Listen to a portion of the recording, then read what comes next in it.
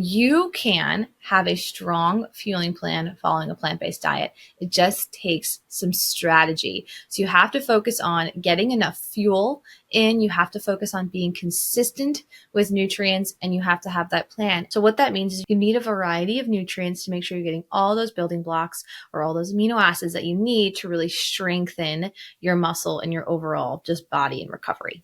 Hey athletes, welcome back to the High School Athlete Nutrition Podcast, where I break down everything fueling for you to make sure you're performing better on the field, you're recovering off the field, and you're taking your game to the next level every single day. I'm Stephanie, your sports dietitian and nutrition coach, and today we're talking about plant-based athletes, what it means, how to fuel, avoiding mistakes I see often with the clients and athletes I work with. And we're going to make sure that you are energized and fueled if you're a plant-based athlete, or if you're an athlete who's just looking to add more variety and you want to eat more plants or add different sources of protein.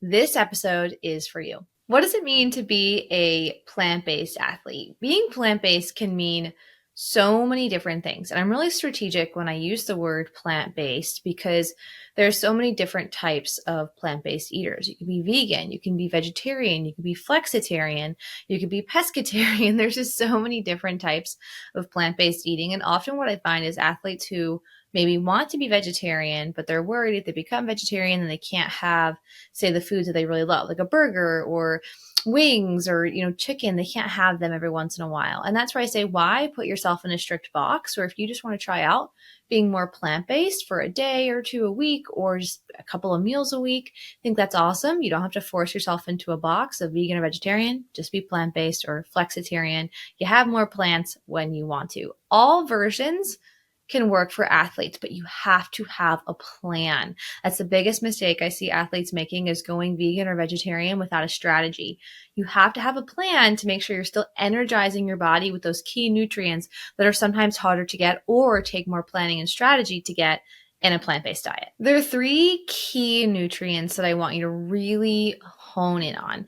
The first is protein. As an athlete, you need more protein in general to build and repair muscle after practice every day. So most athletes need more protein than the average Joe. But as a plant-based eater, it's even more important because these plant-based proteins digest more slowly. They have more fiber, more nutrients that get in the way of the digestive process, which means that you need a little bit more protein so your body has what it needs to support your bone density, support your muscles, support your organs, just help to build and repair overall everything you have going on top of growth and development because you're a teen athlete.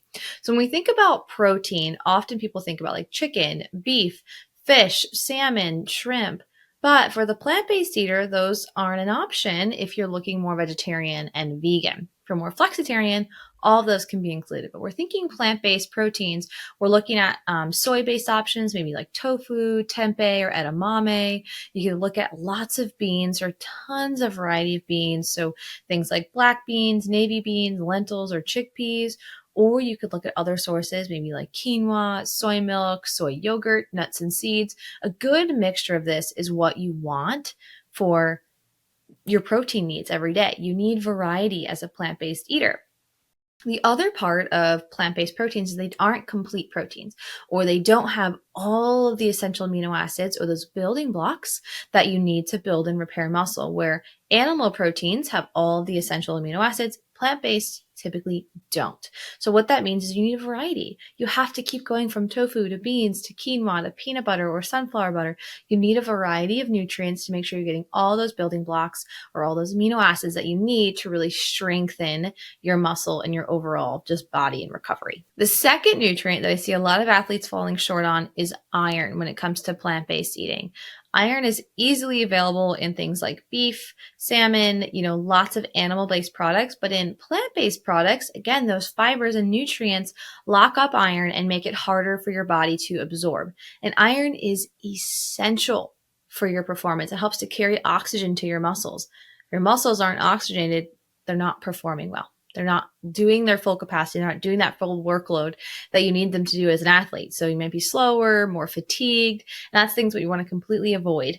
if you're an athlete in general, but especially as a plant-based athlete. So we want to level up and really hone in on some good iron sources. So as a plant-based eater, you might be thinking about lentils, spinach, and don't forget about fortified cereals. So there are lots of cereals and breads and grains where iron is actually added to it. So if you're looking at lentils and you're adding spinach, you're having fortified cereals and maybe even adding in seeds like pumpkin seeds, you're getting a good amount of iron in your day. Here's a pro tip. Iron is best friends with vitamin C. So vitamin C, things like citrus foods, strawberries, peppers, and broccoli, those foods have vitamin C. Vitamin C helps your body absorb iron.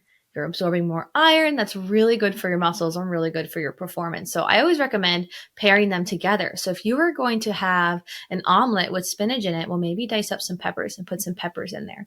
Or if you're going to have lentils as part of your dinner, maybe squeeze a little bit of lemon juice on top to help really open up that iron absorption. There's a lot that you can do with the pairing of iron and vitamin C together, but just remember that they are best friends and they should come together to really help with that iron absorption overall. Lastly is vitamin B12, found mostly in animal-based products. And if you're fully vegan, I highly recommend looking into something like nutritional yeast or potentially a vitamin B12 supplement, because vitamin B12 is really crucial in your blood cell health and your nervous system and just overall production and repair throughout your body. B12 is used in a lot of different metabolic processes, but it's actually really important just overall making sure that your blood cells are healthy. And if your blood cells are doing well, guess what? Oxygen and nutrients are getting to your muscles and overall you'll perform better. So these are definitely two tests that I would always ask your doctor to run in terms of lab work every year when you go to the doctors. Have them run an iron panel and have them run your B12 to make sure that you're eating enough. And if you're not, then work with a sports dietitian to help you adjust and figure out what foods you can add in, or potentially do you need a supplement. And while we're on that topic, another one that I want to talk about, I know I said 3, but I'm going to add in 4 here, is vitamin D. Vitamin D is a crucial nutrient. Most of us are deficient, but especially plant-based eaters, because it's found mostly in animal-based foods or is fortified into animal-based foods like dairy products. So vitamin D is really crucial in helping your body use and absorb calcium, which helps reduce your injury risk because you have stronger bones. So you really want your vitamin D levels to be up there. So if you're getting lab work done, make sure you're adding that vitamin D panel in as well for all athletes, but especially plant-based athletes.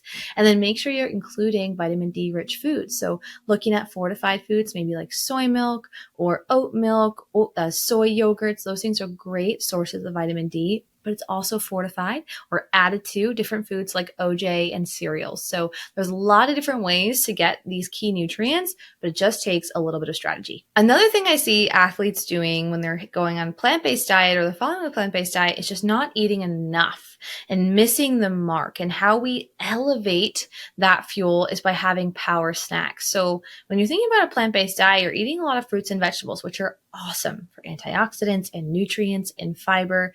But these plant-based foods don't or tend to not be as dense energy-wise. They don't have as much calories or fuel as you need compared to animal-based foods. So when you're choosing powerful snacks as a plant-based athlete, make sure you're choosing some that really have a punch. So for example, a PB&J sandwich or hummus and pretzels with baby carrots, or making your own trail mix or snack mix with seeds, nuts, dried fruit, popcorn, maybe even animal crackers or like little animal cracker bunnies, like whatever you want to add in there that can add a lot of fuel, but also a lot of protein and nutrients. That's going to be really key.